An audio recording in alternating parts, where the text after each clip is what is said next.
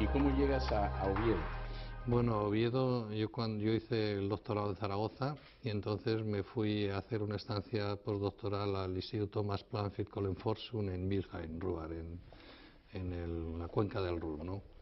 En este instituto, bueno, había habido premios Nobel, estaba Fischer, había sido los catalizadores para el polietileno de los catalizadores Ziegler-Natta, también el Ziegler había sido director. Las gasolinas sintéticas Fischer-Tropsch también se habían desarrollado allí, o sea que era un centro de élite en el que, bueno, había muchísimo dinero y muchísimos medios, ¿no? Entonces estuve allí 2 años, muy asustado, sobre todo al principio, porque, bueno, ibas con una formación bastante corriente en aquella época. Tú ten en cuenta que estamos hablando de hace más de 30 años, en las que, bueno, pues eran pocas personas salíamos al extranjero y un centro de este tipo pues impresionaba muchísimo, ¿no? Pues fue también lo que me marcó mi vida, ¿no? Esa austeridad que tienen los alemanes y eso de que a las 8 en punto el jefe estaba allí. Yo procuraba ir a las 8 menos 5, él un día fue a las 8 menos 5, pero ya no hicimos más carreras, ¿no? Entonces, ese trabajo continuo pues es lo que me marcó.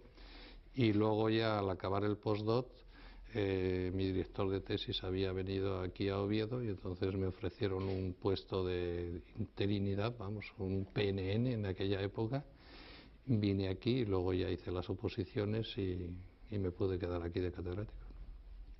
Fue del 75 al 77, ¿no? Cuando estuviste en Alemania. Sí, en 75 Y a 70. realmente te marcó mucho entonces esa época. Yo creo que ha sido definitivo, ¿no? Entonces me marcó muchísimo porque ya te digo, ahora los doctorandos que tengo en mi grupo pues salen incluso cuando están haciendo la tesis, y las diferencias que hay entre un laboratorio español, no hablo ya de la Universidad de Oviedo, sino en general con uno europeo, hay muy pocas diferencias, pero entonces había muchísimo.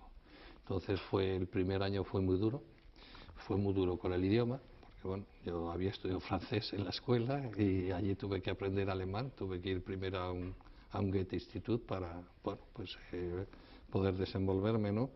Y esa, como digo yo, austeridad de los alemanes y en el aprovechar el tiempo, que ellos desde luego estaban muchísimas menos horas que yo en el laboratorio, yo metía muchas más horas, ¿no?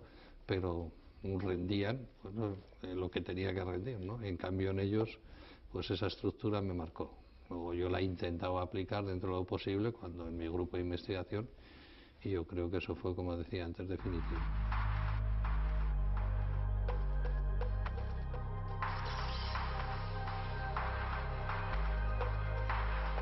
Hemos comido juntos en Nueva York. Conozco el estudio donde has desarrollado gran parte de tu extraordinaria obra. ¿Cómo se enfrenta un joven de 18 años de pronto a la capital mundial del arte contemporáneo, ¿no? Pues de una manera relativamente sencilla, porque al final Nueva York es una ciudad muy grande, pero a la vez muy familiar y muy pequeña, podríamos decir. Tiene unos límites, que es el río, con lo cual sabes que la ciudad más allá de esos muros no existe. Y a mí, pues, el sistema de llegar a Nueva York fue el siguiente. Yo me fui con 18 años, como tú bien decías. Llegué, me quedé en un hotel, busqué un apartamento, lo encontré, cosa que suele ser difícil en Nueva York. Y lo más complicado, que tampoco fue muy complicado, fue encontrar el estudio. Tardé un mes en encontrarlo a través de un periódico de Nueva York, un periódico de la ciudad, y pues a partir de ahí poniéndome a pintar, influido por la ciudad, visitando muchísimos museos, visitando muchísimas exposiciones y pues sacar lo que llevaba dentro, con esa influencia de Nueva York. Sobre todo los artistas nos influenciamos del entorno en el que vivimos. Entonces, cuando estás rodeado de la excelencia, cuando estás rodeado de la calidad, eso repercute directa e indirectamente en tu obra, a través de las ideas que se te ocurren, del tipo de obras que consigues crear, de la ambición artística, porque claro, yo he creado tanta obra, y yo creo que obras tan grandes, por una necesidad absurda de competir con la ciudad. Una ciudad tan grande, por mucho que hagas una pieza enorme, sigue pareciendo pequeña. Claro, cuando esa obra viaja a otro lugar, viaja a España, te das cuenta de que la pintura que has hecho es inmensa y que no sabes cómo la vas a poder meter en las exposiciones ni en las colecciones. Entonces, en ese aspecto, Nueva York fue un shock, pero un shock para bien. no me sentí superado por la ciudad, sino que la ciudad, digamos, que fue fue nada hostil hacia mí, y entonces eso hizo que me sintiese muy cómodo y que pudiese crear con total libertad.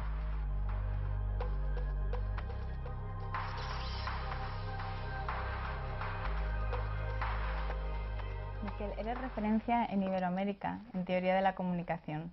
¿Cómo nace tu interés en este campo? Mira, yo te explico una anécdota. Yo estuve por primera vez en América, en Venezuela, en un congreso de la AIER o la IAMSIER, y tropecé en el ascensor con una profesora que hoy es muy conocida en México, Fátima Fernández. Siempre hacemos broma, ¿no? Y me sorprendió que me reconociera por el nombre que yo tenía. Ah, tú eres fulano tal.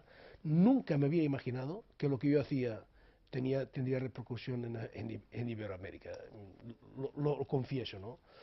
Pero ya cuando me di cuenta de esto, francamente me di cuenta de la responsabilidad que teníamos en España. Estamos en un momento de la transición democrática.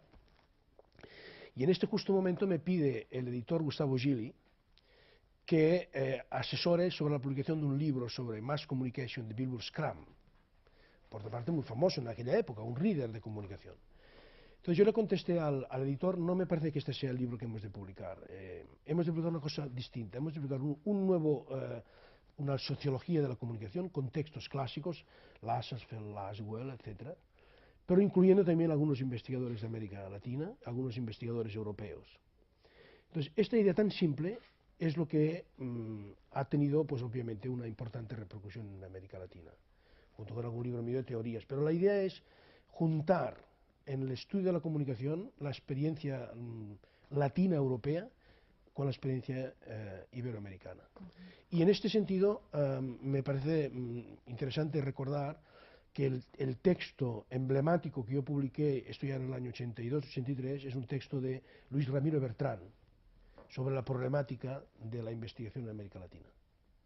Bueno, entonces ya a partir de este momento, cuando uno se da cuenta de la responsabilidad que tiene, empieza a encontrar colegas de Latinoamérica, y desde entonces pues mi actividad académica nunca fue una actividad que no tuviese siempre presente la cooperación Europa Latina y España con Latinoamérica.